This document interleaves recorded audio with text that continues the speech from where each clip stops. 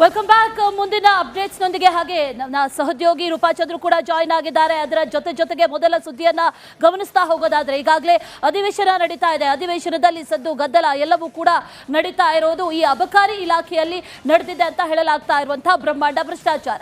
ಅದೇ ವಿಚಾರಕ್ಕೆ ಸಂಬಂಧಪಟ್ಟಂತೆ ಅಬಕಾರಿ ಸಚಿವರು ರಾಜೀನಾಮೆಯನ್ನ ಕೊಡಲೇಬೇಕು ಅಂತ ಹೇಳ್ತಾ ಇದ್ದಾರೆ.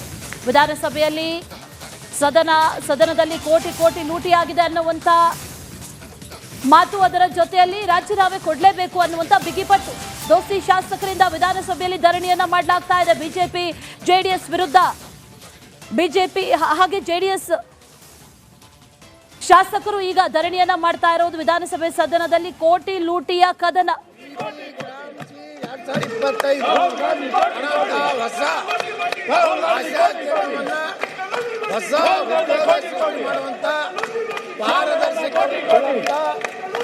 ಮನ್ರೇಗಾದಲ್ಲಿ ಬರೀ 3 ದಿವಸದ ಗ್ಯಾರಂಟಿ ಇತ್ತು. ಅದು ಇವತ್ತು ಇ ಗ್ರಾಮಜಿ ಕಾಯ್ದೆಯಲ್ಲಿ 125 ದಿನ ಇವತ್ತು ಗ್ರಾಮೀಣ ಜನರಿಗೆ ಉದ್ಯೋಗ ಸೃಷ್ಟಿ ಮಾಡುವಂತ ಕಾರ್ಯಕ್ರಮ ನರೇಂದ್ರ ಮೋದಿ ಅಧ್ಯಕ್ಷ. ಅದರ ಜೊತೆಗೆ ಇವತ್ತು ಗ್ರಾಮೀಣ ಪ್ರದೇಶದಲ್ಲಿ ರೈತರ ಬಿತ್ತಳಿಕೆ ಇರ್ಬೋದು, ರಾಶಿ ಇರ್ಬೋದು, ಆ ಸಂದರ್ಭಗಳಲ್ಲಿ ಅವರಿಗೆ ಉದ್ಯೋಗ ಕೊಟ್ಟರೆ ಕೆಲಸ ಕಾರ್ಯಗಳಿಗೆ ತೊಂದರೆ ಆಗ್ತದೆ ಅಂತ ಹೇಳಿ ಇವತ್ತು ಕೇಂದ್ರ ಸರ್ಕಾರ ಆ ಅವಧಿಯಲ್ಲಿ ರೈತರಿಗೆ ಅನುಕೂಲ ಆಗಬೇಕು. ರೈತ ಯಾವುದೇ ರೀತಿ ಕಾರ್ಮಿಕರ ಕೊರತೆ ಇಲ್ಲ, ತಾನು ಬೆಳೆದಂಥ ಒಂದು ಫಸಲು ಇವತ್ತು ಬರಬಾರ್ದಂಥ ಉದ್ದೇಶದಿಂದ ತೊಂದರೆ ಆಗಬಾರ್ದು ಅಂತ ಹೇಳಿ ಮಾನ್ಯ ನರೇಂದ್ರ ಮೋದಿ ಇವತ್ತು ಈ ಒಂದು ಹಿಬಿ ಗ್ರಾಮಜಿ ಕಾಯ್ದೆಯನ್ನು ಜಾರಿ ಮಾಡ್ತಾರೆ. ನಾನು ಈ ಹಿಬಿ ಗ್ರಾಮಜಿ ಕಾಯ್ದೆಯನ್ನು ಹೃದಯಪೂರ್ವಕವಾಗಿ ಸ್ವಾಗತ ಮಾಡ್ತೀನಿ ಮತ್ತು ಕೇಂದ್ರದ ನಮ್ಮ ಪ್ರಧಾನಮಂತ್ರಿ ಶ್ರೀ ನರೇಂದ್ರ ಮೋದಿಗೆ ಮತ್ತು ಕರ್ನಾಟಕದ ಜನತೆಯ ಪರವಾಗಿ, ಕರ್ನಾಟಕದ ರೈತರ ಪರವಾಗಿ ಇವತ್ತು ಅಭಿನಂದನೆಗಳನ್ನು ಸಲ್ಲಿಸಲಿಕ್ಕೆ ಬಯಸ್ತಾ ಇದ್ದೀನಿ.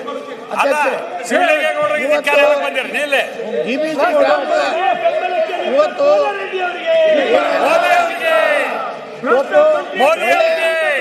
ಕಾನೂನಿನಲ್ಲಿ ಹೇಳಿಕೆ ಬಯಸ್ತಾ ಇದ್ದೀನಿ. ಉದ್ಯೋಗ ಖಾತ್ರಿ 100 ದಿವಸ ಇತ್ತು. ಗ್ರಾಮೀಣ 125 ದಿವಸ ಉದ್ಯೋಗ ಖಾತ್ರಿ ಯೋಜನೆ ಕೊಡ್ತಾರೆ. ಅದು ಬಹಳ ಅದರ ಜೊತೆಗೆ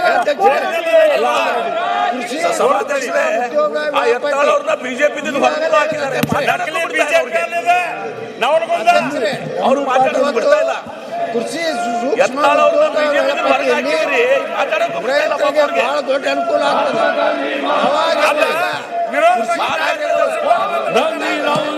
ಅವಾಗ ರೈತರಿಗೆ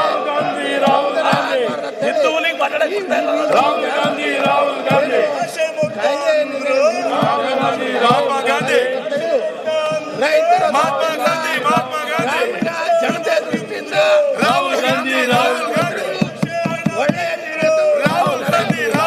ನರೇಂದ್ರ ಮೋದಿ ಈ ಸಂದರ್ಭದಲ್ಲಿ ಅಭಿನಂದಿಸಲಿಕ್ಕೆ ಪ್ರಯತ್ನ ಮಾಡ್ತಾ ಇದ್ದೇನೆ. ಅದೇ ರೀತಿ ಅಧ್ಯಕ್ಷರೇ, ಇವತ್ತು ನೋಡ್ರಿ ಅಧ್ಯಕ್ಷರೇ, ಇವತ್ತು ಕೆಲಸಗಳ ಫಲಿತಾಂಶ ಅನುಮೋದಿಸುವ ಕೆಲಸವನ್ನು 4 ಸ್ಪಷ್ಟ ವ್ಯಾಖ್ಯಾನಗಳಲ್ಲಿ ವಿಭಾಗಗಳನ್ನು ಸಂಘಟಿಸಲಾಗಿದೆ. ಜಲ ಸಂಬಂಧಿ ಕಾಮಗಾರಿಗಳು, ಪ್ರಮುಖ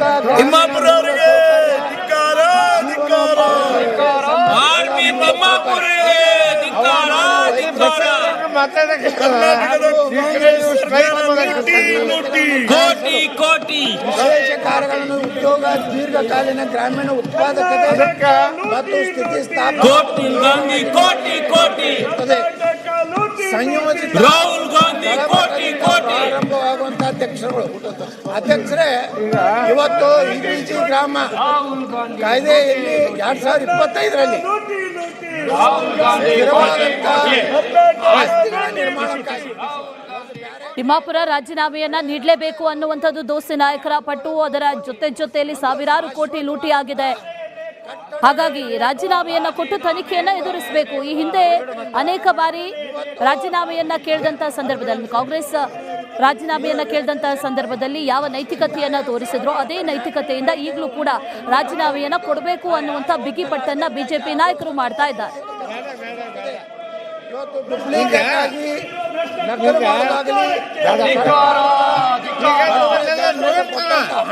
ನಿಮ್ಮನ್ನೇ ನಿಮ್ಮ ಕ್ಷೇತ್ರದಲ್ಲಿ ಏನ್ ಒಳ್ಳೆ ಕೆಲಸ ಮಾಡಕತ್ತೀವಿ ಅಂತ ಹೇಳಿ ಕಾನೂನುಬದ್ಧವಾಗಿ ಕೇಳಿದ್ದೀರಿ. ಆದ್ರೆ ನಿನ್ನೆಯಿಂದ ಸ್ಟ್ರೈಕ್ ಮಾಡಿದ್ದೀರಿ. ಆದ್ರೆ ನಿಮ್ಮ ವರ್ತನೆ ಏನೈತಲ್ಲ ಇದು ಲಕ್ಷಾಂತರ ಜನ ನಿಮ್ಮನ್ನು ಆಯ್ಕೆ ಮಾಡಿ ಜನ ನಿಮ್ಮನ್ನು ನೋಡಕ್ಕಿರ್ತಾರೆ. ಅದನ್ನ ಸ್ವಲ್ಪ ಅರ್ಥ ಮಾಡ್ಕೊಳ್ರಿ. ಹಿಂದೆಲ್ಲ ಮಾಡಿದ್ದೀರಿ, ಹಿಂದೆಲ್ಲ ಹಾಕಿ ನನ್ನ ಮೇಲೆ ಮಾಡಿ ಸಸ್ಪೆಂಡ್ ಆಗಿ, ಸ್ಪೀಕರ್ ಮೇಲೆ ಮಾಡಿ ಸಸ್ಪೆಂಡ್ ಆಗಿ, ಮತ್ತೆ ಇದು ಆಗಿ ನೀವು ಮಾಡೋದು ಬೇಡ. ಪ್ರಜಾಪ್ರಭುತ್ವ ವ್ಯವಸ್ಥೆಯಲ್ಲಿ ಪ್ರತಿಭಟನೆ ಮಾಡೋ ಅಧಿಕಾರ ಇದೆ. ಆದರೆ ಅದನ್ನು ಸೂಕ್ತವಾಗಿ ಮಾಡಿ ಮಾಡೋದು ಸರಿಯಲ್ಲ. ಆದರೆ ಇದು ಸರಿಯಾದದ್ದಲ್ಲ. ನೀವು ಸರಿಯಾಗಿ ನಿಮ್ಮನ್ನೆಲ್ಲ ನೋಡ್ತಾ ಇದ್ದಾರೆ. ಈಗಾಗಲೇ ಪ್ರತಿಭಟನೆ ಮಾಡಿದ್ದೀರಿ.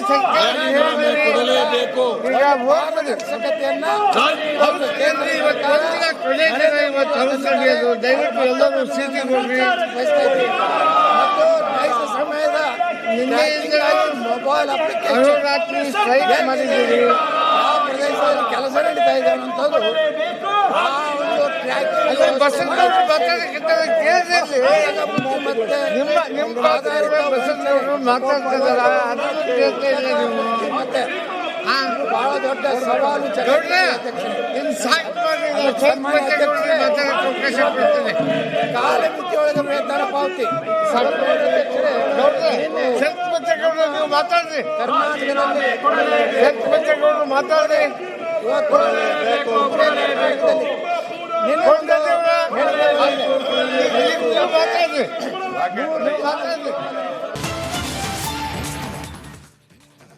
Welcome back. ಮುಂದಿನ ಅಪ್ಡೇಟ್ಸ್ ನೊಂದಿಗೆ ಹಾಗೆ ನನ್ನ ಸಹೋದ್ಯೋಗಿ ರೂಪಾಚಂದ್ರು ಕೂಡ ಜಾಯಿನ್ ಆಗಿದ್ದಾರೆ. ಅದರ ಜೊತೆಗೆ ಮೊದಲ ಸುದ್ದಿಯನ್ನ ಗಮನಿಸ್ತಾ ಹೋಗೋದಾದ್ರೆ ಈಗಾಗಲೇ ಅಧಿವೇಶನ ನಡೀತಾ ಇದೆ. ಅಧಿವೇಶನದಲ್ಲಿ ಸದ್ದು ಗದ್ದಲ ಎಲ್ಲವೂ ಕೂಡ ನಡೀತಾ ಇರೋದು ಈ ಅಬಕಾರಿ ಇಲಾಖೆಯಲ್ಲಿ ನಡೆದಿದೆ ಅಂತ ಹೇಳಲಾಗ್ತಾ ಇರುವಂತಹ ಬ್ರಹ್ಮಾಂಡ ಭ್ರಷ್ಟಾಚಾರ.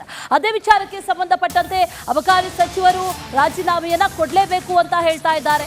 ವಿಧಾನಸಭೆಯಲ್ಲಿ ಸದನದಲ್ಲಿ ಕೋಟಿ ಲೂಟಿಯಾಗಿದೆ ಅನ್ನುವಂಥ ಮಾತು, ಅದರ ಜೊತೆಯಲ್ಲಿ ರಾಜೀನಾಮೆ ಕೊಡಲೇಬೇಕು ಅನ್ನುವಂಥ ಬಿಗಿಪಟ್ಟು.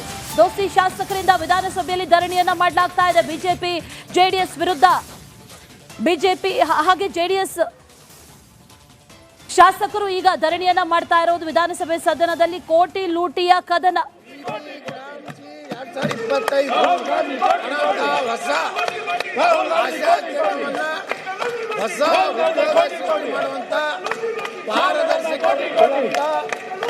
ಮನ್ರೇಗಾದಲ್ಲಿ ಬರೀ 3 ದಿವಸದ ಗ್ಯಾರಂಟಿ ಇತ್ತು. ಅದು ಇವತ್ತು ಇ ಗ್ರಾಮಜಿ ಕಾಯ್ದೆಯಲ್ಲಿ 125 ದಿನ ಇವತ್ತು ಗ್ರಾಮೀಣ ಜನರಿಗೆ ಉದ್ಯೋಗ ಸೃಷ್ಟಿ ಮಾಡುವಂಥ ಕಾರ್ಯಕ್ರಮ ನರೇಂದ್ರ ಮೋದಿ ಅಧ್ಯಕ್ಷ. ಅದರ ಜೊತೆಗೆ ಇವತ್ತು ಗ್ರಾಮೀಣ ಪ್ರದೇಶದಲ್ಲಿ ರೈತರ ಬಿತ್ತಳಿಕೆ ಇರ್ಬೋದು, ರಾಶಿ ಇರ್ಬೋದು, ಆ ಸಂದರ್ಭಗಳಲ್ಲಿ ಅವರಿಗೆ ಉದ್ಯೋಗ ಕೊಟ್ಟರೆ ಕೆಲಸ ಕಾರ್ಯಗಳಿಗೆ ತೊಂದರೆ ಆಗ್ತದೆ ಅಂತ ಹೇಳಿ ಇವತ್ತು ಕೇಂದ್ರ ಸರ್ಕಾರ ಆ ಅವಧಿಯಲ್ಲಿ ರೈತರಿಗೆ ಅನುಕೂಲ ಆಗಬೇಕು.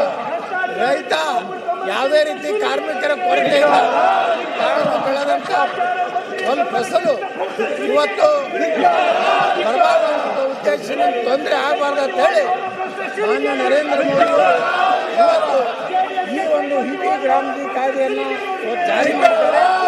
ನಾನು ಈ ಹಿರಿಯ ಗ್ರಾಮಜಿ ಕಾಯ್ದೆಯನ್ನು ಹೃದಯಪೂರ್ವಕವಾಗಿ ಸ್ವಾಗತ ಮಾಡ್ತೀನಿ ಮತ್ತು ಕೇಂದ್ರದ ನಮ್ಮ ಪ್ರಧಾನಮಂತ್ರಿ ಶ್ರೀ ನರೇಂದ್ರ ಮೋದಿಗೆ ಮತ್ತು ಗ್ರಾಮೀಣಾಭಿವೃದ್ಧಿ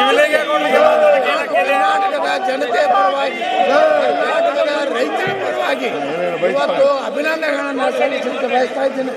ಅಧ್ಯಕ್ಷರೇ, DBC ಗ್ರಾಮದ ಇವತ್ತು